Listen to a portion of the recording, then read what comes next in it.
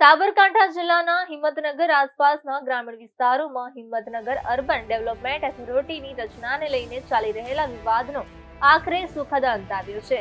રાજ્ય સરકારે લોકલાણી અને ગ્રામજનોની રજૂઆતોને ધ્યાને રાખીને કુડા બનાવવાનો નિર્ણય હાલ પૂરતો સ્થગિત રાખવાની જાહેરાત કરી છે. મુખ્યમંત્રી ભૂપેન્દ્ર પટેલના દિશા નિર્દેશ હેઠળ ગાંધીનગર ખાતે એક અત્યંત મહત્વપૂર્ણ બેઠક યોજાઈ હતી.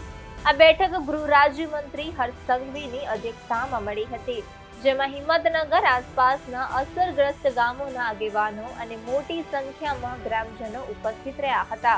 આ બેઠકમાં સરકાર દ્વારા રચાયેલી વિશેષ કમિટીના સભ્યો એવા મંત્રી ઋષિકેશ પટેલ, અર્જુન મોઢવાડિયા અને ડોક્ટર પ્રદ્યુમન વાઝા પણ હાજર રહ્યા હતા.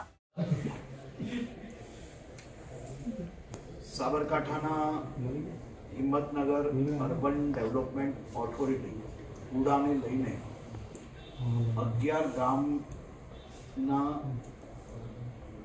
ગ્રામજનો અને ભારતીય જનતા પાર્ટીના આગેવાનો આ સૌ અગ્રણીઓ દ્વારા છેલ્લા અનેક દિવસોથી રાજ્ય સરકારના વિભાગો અને સરકાર જોડે અલગ અલગ વિષયોને લઈને એમના ખાસ કરીને જે વિષયો હતા તે મૂકવામાં આવ્યા હતા.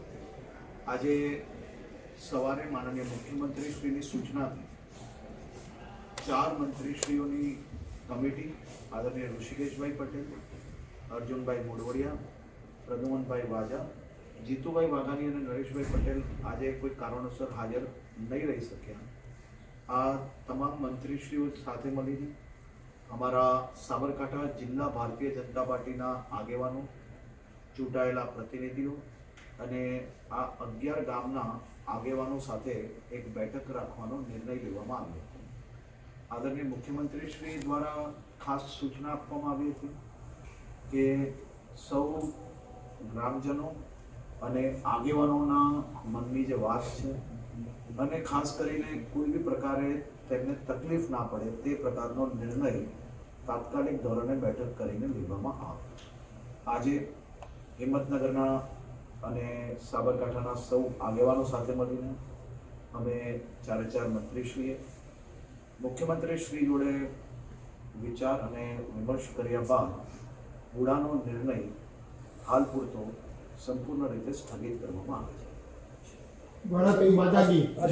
અગાઉ પણ તત્કાલીન મુખ્યમંત્રી આનંદીબેનના સમય વિરોધ કર્યો હતો, એ વખતે પણ સ્થગિત કર્યો, અત્યારે ફરીથી સ્થગિત કર્યું. 2 વર્ષ પછી ફરીથી આવશે, ફરીથી વિરોધ આવશે, તો એમાં કંઈ કાયમી નિરાકરણ? આ તમામ ગામના સૌ અગ્રણીઓ અને અમારા સૌ લોકોની ખૂબ ડિટેલ ચર્ચા આ બાબતની થઈ છે અને સૌ લોકોના હિતમાં જ જે નિર્ણય લેવાયો હતો તેની ખાસ કરીને એમને આવશ્યકતા નથી લાગતી, જેથી સરકાર દ્વારા નિર્ણયને સ્થગિત કરી લેવામાં આવ્યો છે. Thank you.